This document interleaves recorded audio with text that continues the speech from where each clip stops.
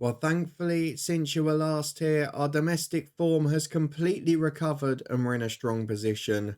However, despite a quiet end to the transfer window with no stars sold, and despite getting a relatively friendly draw in the Champions League on paper, we're at risk tonight of making a pig's ear of it and crashing out before the last 16.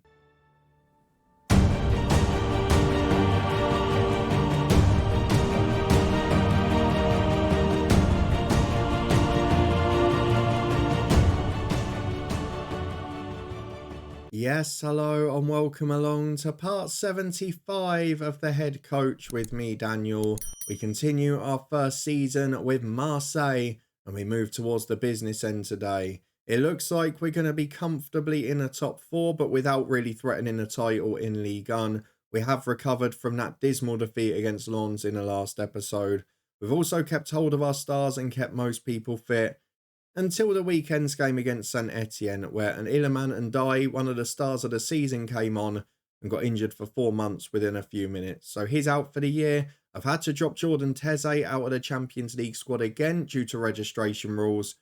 And it does leave us a little bit tight going into this PSV tie, where we're already 1 goal down against a side that have only won their first Eredivisie title in 5 years last time out. So if you're looking forward to seeing if we can recover and overturn that deficit tonight, then please do put a thumbs up on the video. We've also got a massive game away at 5th place Rennes, who will be looking to close the gap to us with a game in hand, albeit that game in hand they've got is against PSG. Let's start though by having a look at the end of the transfer window and the last few games, because the good news when it comes to transfers is it was a very quiet rest of the month. We didn't sell any more players, we didn't have any more big offers.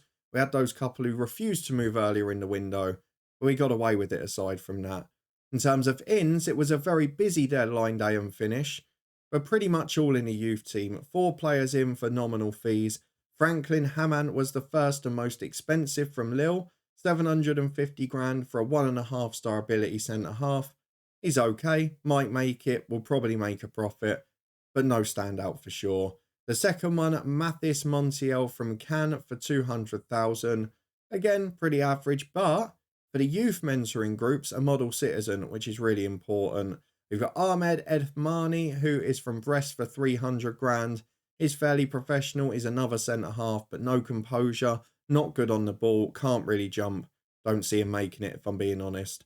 And then the final one, Yüksel Gündüz from Venlo. He's another centre-half. He's a Dutch player with Turkish ancestry. Again, not great in the air, not the strongest, poor positioning and poor composure. Probably won't make it. So those 4 came in but won't be threatening the first team. And the good news with none of those stars leaving is that our form did recover domestically. We thankfully had a couple of home games after that Lens match. We snuck through the first one home to Lazio, who were really awful against us. Teze, Brandao and Fatawu. So Teze had been registered for these 2 matches in January, but then has been unregistered for the knockout phases. Guendouzi got the goal back for the visitors there. Against Stade Rennais, no thriller this time. Bartasaghi made it 1-0. It was a bit of a squeaky game. You can see Dumont, the best rated player on the pitch basically. A good late second for Facundo Torres on his comeback from injury. Just took the nerves away in stoppage time. We won 4-1 against lower league opposition in the cup. We've had a great run, I've got to be honest. I know we mentioned PSG going out, but now in the quarterfinals, we've drawn lower league opposition again. We should get to the last 4 without facing a top tier side, which would be a great effort. Fatawu, Manuel, Brandao and Torres there. And if you have a look at who's left, there's not an awful lot to be worried about. Lyon have had a poor season, but are a decent side. We know that Rennes can beat us on their day, and Monaco are a good team, but ultimately, it's not the worst draw in the world, to be honest with you. I'd say Monaco are the only ones, if we drew them away, that would be favourites to beat us. A couple of others, we'd be just favourites, such as Rennes and Olympique Lyonnais. If we move back to the league action, we won 2-0 away at Toulouse. Very similar game, actually, to the one against Rennes. 1-0 up, very cautious. Bakayoko got the early goal.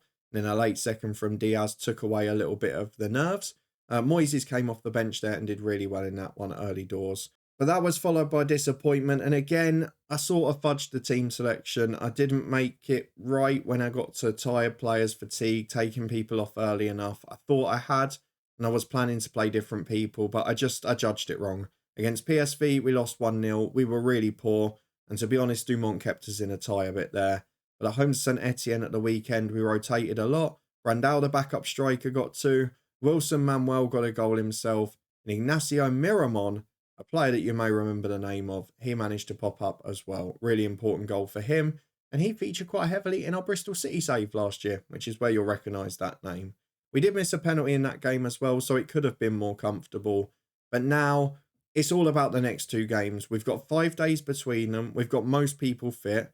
And after it, we've got a cup tie. We can rest people. We've got a huge march against PSG, against Lille, and probably with a Champions League last 16 tie if we can overturn this.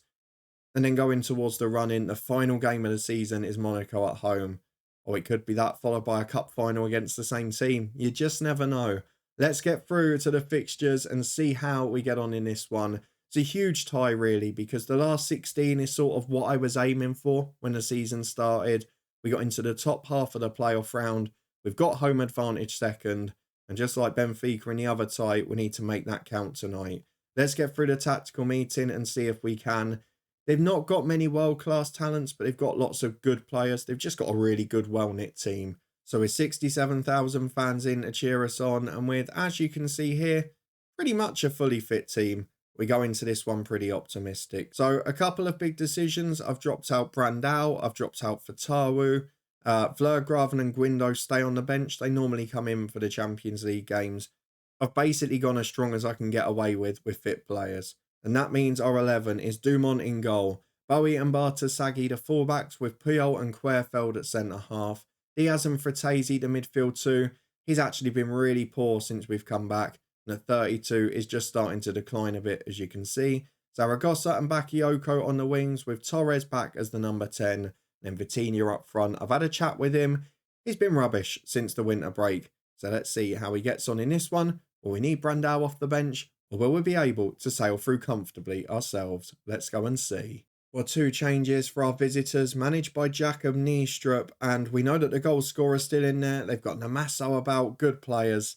Let's hope that we can deal with them this time. Into the dressing room we go. Prove a point, be at your best. Generally at home, we've won games by 2 or 3. We've done okay. On this occasion, I'm not sure it's the case. I can still hear the music ringing in my ears, not that you can on camera. With 5 minutes gone, we've had the early shots. We've not made them count. That's the problem. Well, this is becoming a little bit alarming with a quarter of the game gone. We've had 6 shots, 2 on target. The opposition, nothing. But at the moment, they're managing us pretty well because there's no sign that we've had a highlight. And now it's our visitors on the front foot. And this would be crushing, to be honest. We didn't look good in the first leg at all. While we've started this one better, we've got no evidence on highlights as Vitinha breaks away down the right. Will that individual chat work? Don't care if he scores, if he's happy to set them up. Back to the edge to Diaz, who's blocked well. Bartasaghi down the line for Bakayoko. Been a star recently. Got to be a foul. Michael Oliver, English referee, doing an English manager a favour. What a lovely man. Get to VAR, get that given, and let us get one back. Oh, please don't be Vitinha taking it. Who is the penalty taker? It should be Diaz. He missed one against St Etienne. The chances of 2 in a row are small. No, it's Vitinha. Oh, God. Oh, it's in. I thought it'd been saved. The keeper got a strong arm to it. And the chat did work. Normally, when you've got a striker out of form on a penalty, you're in big trouble. But this time, it's okay. It's 1-0 on the night. It's 1-1 on aggregate. We've deserved it just for our intensity at the start. The visitors have come not to lose. And so far, we've managed to do a job on them. But they are breaking forward now. We may see them open up more. And God, we're open at the back. Look at Holman here. Torres challenges. Falls for Ketcher, quite unfortunately for us. And he volleys it over the bar. It was a good effort. We're 10 to the break. We're back in a tie. And at the start of the night, that is all I wanted. I would have preferred to be in Benfica's position, where they're now 3 up on the night. But I'm back in the tie. I'm happy. Let's get through the dressing room. Let's prove a point. And let's find the extra goal we need in this second half to get us through to the last 16. Then we can say objective met. We'll get one of the big boys and we'll probably fall out. PSG just got back on level terms as well. Mbappe's still here in this save. And with an hour on the clock, I think we're all right here. I think we're going to be okay. We're going to make some changes in a minute. But it's Torres on the corner kick. He's one of those that will probably have to come off physically. Querfeld loses out at the front post, but it's Torres again. Back to Brian Zaragoza. Block back to the edge. Querfeld to Bartasagi. Bakayoko. Good finish under the goalkeeper. Really well taken through the defender's legs, under the keeper. And for the first time, we're ahead in this tie. And based on tonight's performance, it is no less than we deserve. With 20 minutes remaining, we'll look at changes because there are some tired boys out there. Diaz is going to be replaced by Moises. Guindo on at left back for Bartasagi. I'm going to take Zaragoza off for Fatawu. I'm going to take Torres off for maybe Brandao, you know. Or do we go more cautious? I think we'll go for Wilson Manuel this time. Even Musa. Both of them good players. Let's put Musa in there. And then Fratesi will get 10 more minutes. He's playing well. And Bowie needs 75 as well, apparently. So one of those two will probably come off. But let's see what state the game's in, because Querfeld heads away for Fatawu. A third goal would really be appreciated. Fatawu's got 3 in support. Musa's 1. It's a great save by the keeper. That's where you wish Brandao was the man on, don't you? Because he would have scored that. Puyol's not had the best game at the back, but he can have a rest at the weekend. We just need to get through it. Bakayoko in. Oh, I thought Querfeld had scored. It's over the bar. I'm going to take Sasha Bowie off. I know it's a big decision with Fratesi in there. I'm going to bring on at Fleur-Graven at right back. Moises has picked up a yellow card already. I mean, the expected goals is 3. They've offered nothing. They've got to come forward at some point, haven't they? With 3 minutes of stoppage time to go, I'm just going to go for a back 4 that defends, a defensive deep line playmaker that does the same, and a centre midfielder that does the same. I'm going to make sure we don't get caught out here. It's as simple as that. The wingers will be on support duties. In fact, I think they can both drop in, can't they? And actually, Musa can as well. Let's go traditional here. 4-1-4-1. This is a place in the Champions League last 16 on the line. Let's treat it with some respect. We're going to go Musa, centre mid on support. Fatawu right winger. Bakayoko left winger. I'm going to slow the pace down. We're going to drop the tempo a little. Play for set pieces if we can. We're going to slow the pace down. We'll see if the better set pieces are working now. We're going to drop off a little bit more. And we're just going to try and see it through. We have got 3 minutes of stoppage time to go. Do not cost us. PSV have offered nothing. And defensively, that's probably our best display of the season. A 4-1-4-1 for the last 3 minutes, but brilliant for 92. And we deservedly get through to the last 16. We won't actually see the draw today because it won't be till next week, Thursday. But we are through. Benfica are through. And it looks like PSG will be joining us, which is good for the French coefficient and very good for French football. Let's get through to the weekend now, though, because Rennes is the opponent on Sunday. And they are in 5th place, chasing down a top 4. We avoid defeating that one. I'd argue Champions League football next year is virtually guaranteed. Then we can put all of our focus on the Cups in Europe for the rest of this year. Well, as we return for the Rennes game, we're greeted by the addition of another staff member. And that is one thing I will give to this team. While they've not been that busy in the player market this season, they've certainly made up for it by building a good infrastructure off the pitch. As you can see, there are plenty more coming in the last few months. We talked about the likes of Paulo Ferreira and Pep Linders before, but even since November, we've got another great scout in from Spain. From Strasbourg, a really good scout from Portugal. Borja Lopez, another good scout from Spain. Daniel Camacho. I tell you what, it's a lot of Spanish staff, isn't it? Top recruitment analyst, a great under-19s assistant manager, a French one as well. And Rui Lemos, the man who's just come in, the worst of the lot as a sports scientist. But for now, let's go and get through to a big game because it's 52nd in Ligue 1. And I think you would say if we avoid defeat here, 11 points clear of Stade Rennais, I think we'd be wrapped up pretty much when it comes to a top 4 finish. And anywhere between 2nd and 4th would be a very successful season. Let's go and get through to the team selection and see who's fit. I was going to say when does the next European tie come, but we know we've got this cup tie midweek against lower league opposition. So I think we can basically go first 11 today, can't we? We might make 1 or 2 little adjustments. We've got Teze available and McKennie, who aren't in the European squad. So I'll probably bring Teze in for Suzuki, who's got a heavy match load. And I think maybe I'll leave it at that. Maybe Manuel out. I think we're going to leave it and just go for Winston McKennie instead. There's potentially some value in changing the fullbacks, and in fact, I am going to go Vlergraven for Bowie. I think, though, that's going to be the only one. I'm tempted with one in attacking areas. Coutinho got a goal. Torres has struggled a bit. I'm going to go. No, I'm going to leave it at that. I'm going to trust the team we've got out. It's going to be pretty much the same 11, just Vlergraven in place of Bowie, as we submit the team to go away to Rennes and hopefully do a job on them. Let's see if we can pull it off, as there are 4 changes for our host today. Just looking for familiar names in there. There's not too many. Dordy Petrovic in goal, though, the Chelsea keeper in real life. And Zakarian on the bench, a star of our Brighton save a couple of years back. Diogo Dalot's there as well, must be getting on. And Juan Larios, the former Southampton man. There are a few surprises there. Let's prove a point. Let's get through the tunnel interview and into the first half. Hopefully, we'll go better than our last away league game on camera. But to be fair, if we can avoid defeat in any means, this is a pretty handy result. Well, 9 minutes on the clock. We're back for a corner kick with this bloody red ball again. It's starting to do my head in. But Torres into Querfeld. Oh, what a save. Petrovic tips it onto the post. It's back out to Torres. Querfeld on the edge this time. Torres again. I think it's going to peter out. Diaz into Fratesi. Switch of players over hit for Bakayoko. Back to Bardasaki. Back to Diaz. Not really going anywhere at the minute. Puyol's ended up with the ball. And it has just petered out. 4 shots on target already. A great save by the goalkeeper too. And with 15 gone, it's 0-0.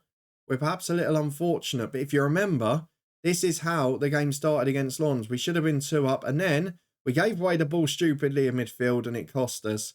And the same almost happens here. It's a good save from Dumont. But will we defend the corner? We've not always done that this year. We've had little spells where we've struggled. But with Puyol in, we've got a little bit more height. Not too much though. Brian goes up. Can't get it away. Revea. Back into the middle. It's deflected away by Diaz. Good block from him. And Gomez keeps it again to the Sena. Good block by Brian Zaragoza. 0-0. Both sides have had a good chance now. I'd argue we've just about had the better of the game. Certainly had a lot of the ball and the dominance. And I hope that will pay off later on. Half an hour on the clock though. It's 0-0. And we're not really seeing that big rush of goals we were getting early on in the season. We seem to be managing it a little bit better now. We are having the odd game where we just have a stinker. Touch wood, this doesn't look like one. Half time, it remains 0-0. We're going to ask the lads to prove a point. The assistant on this occasion has said we need to take off the stay on your feet tackling. So we're going to take it off and see if we avoid a red card. If we do, I might leave it off. But when we play these high pressing systems, I'm always worried about the thunderous challenges. We've seen it every time we've tried it in the last few FMs, which I admit isn't that often. But considering how many chances we've had and how many on target, I'm a bit worried that we've not really looked like scoring too much. 25 to go. Fratesi is knackered again. Bettinia's having a stinker. So Brandao on. And we'll also go for Moises on. We'll switch Diaz over. I've done that completely wrong, haven't I? Diaz get on. Moises holding roll. There we go. Attacking midfield. I thought about Torres and Zaragoza. I'm going to leave it for a few more minutes though. We're doing okay for now. We'll give it 5 more before changes. But it's a corner kick and the team has got shorter now. Rennes have got players in the middle. Jimenez in. Oh, we've missed the header. It wasn't even that he was free. The player in front completely missed the ball. First goal for Stade Rennais. Always happens like that. And now I'm going to throw a few more changes on. We're going to go for, I think, Brian Zaragoza off for Fatawu. I'm going to get Musa on for Torres. And I'm going to take off Bartasagi for Guindo. The European hangover is a real thing this year. I'm certain of that. Whenever we've played away from home after Europe, I think we're yet to win a game. I'm pretty sure that's the stat. Our away form's been okay generally. But the defeats have normally followed that pattern of after a European night. When we're at home, we normally get away with it. We're going to go attacking as we go into 5 minutes of added time. Oh, this is frustrating.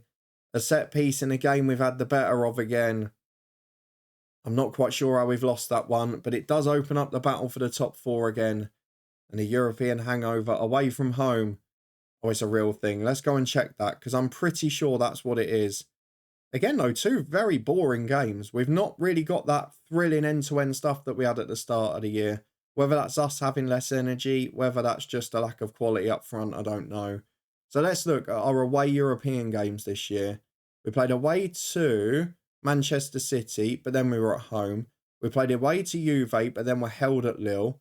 We played away to PAOK, but then won at half, albeit that was 4 days later and against poor opposition. We played away to Lille, lost, and then won away at Clermont. Okay, maybe that's not a good stat. The Inter game we lost, then we lost at Lens.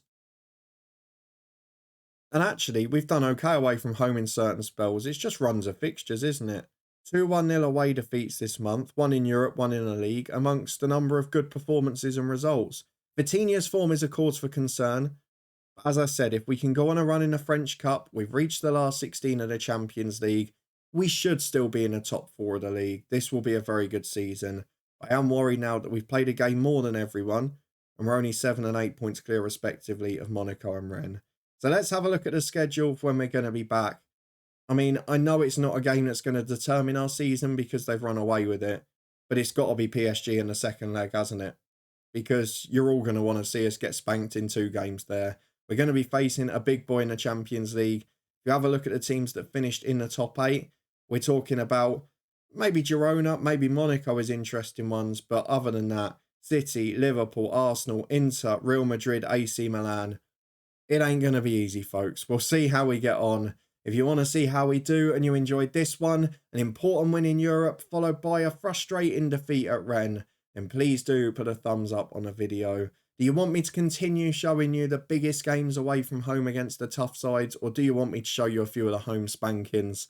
Let me know what you want, entertainment or the drama of those matches. For now, it will be drama as we return for PSG and a Champions League last 16 second leg in a few days' time. That will start us off next week on Monday. If you want to stay up to date with it and make sure you don't miss a thing, subscribe and turn that notification bell on. If you missed yesterday's transfer special from Southend United and our other YouTube save, you can find that up in the eye above. We'll also be back with that one tomorrow before something special to finish the week on Sunday. But as well as that, we've got loads of action over on the Football Podcast and our Twitch channel, links to both up in the eye above.